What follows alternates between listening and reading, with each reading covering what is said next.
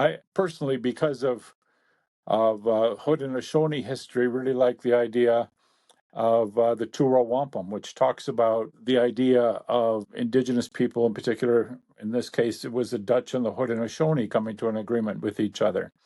And it talked about non-interference and respecting that each other had their own sort of economic traditions and social and cultural and religious and on sort of traditions. And some of the elders talk about, well, what does that mean in terms of working together? And some of them talk about that it means trying to find alignment.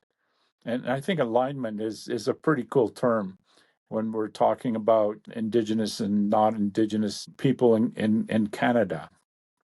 And and and I think that there's not going to be sort of one playbook that answers all of that for Canada, because what Indigenous people in BC may see as important is maybe quite different than what Indigenous people in Ontario see as important, and how they express that importance is going to be different. And I think it's true for the provinces and some of the sub-regions within the provinces, that we're going to increasingly, and maybe this is one of the roles of social media, is to find ways of being more inclusive, and maybe even imagining a different sort of social platform, internet-based platform that has enough boundaries around it that it really becomes a tool for inclusion rather than so much hate-based information that's on so many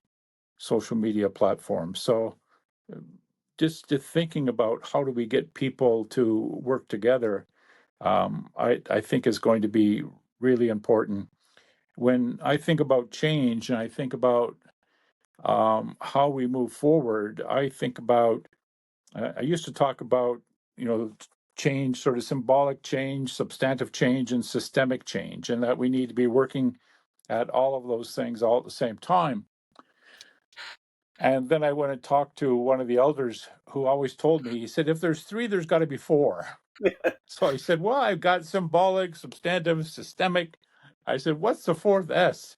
He goes, well, you go away and think about it and come back and tell me. So I did, and I said, I saw him a couple weeks later, and I said, I think the fourth S is spirit. Like, it's really spirit that's going to drive change. He goes, yeah, I think that's true. The important role of spirit in change, and so I think that's one of our challenges. Like, how do we develop that spirit or that sort of ethic of change, so that reconciliation becomes part of our DNA as a country, not something that's sort of tacked on to something else, that it really becomes like a Canadian ethic, if you will.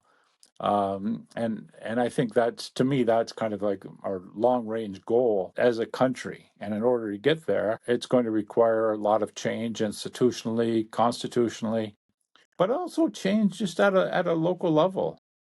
I mean, some of the very best in terms of Indigenous, non-Indigenous relations happen at a local level, and some of the worst does too. So we got a lot of learning and unlearning to do, and trying to create opportunity for people to get to know each other in a different way than they may know each other sort of stereotypically.